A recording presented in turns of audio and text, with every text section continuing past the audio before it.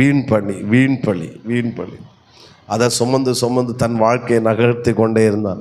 இப்போ மனாசையை கையில் கிடச்ச போதான் சொல்கிறான், என் வருத்தம் யாவையும் கர்த்தர் என்ன செஞ்சார், இனி அந்த வீண் பழியோடு நான் வாழ வேண்டிய அவசியம் இல்லை. நான் யாராவது ஒரு ஆள் இந்த வார்த்தையை இந்த சூழ்நிலையோடு கேட்குறீங்கன்னா நான் சொல்கிறேன், இவைகளுக்கும் கர்த்தர் முற்றுப்புள்ளியை கதை வைப்பாராக.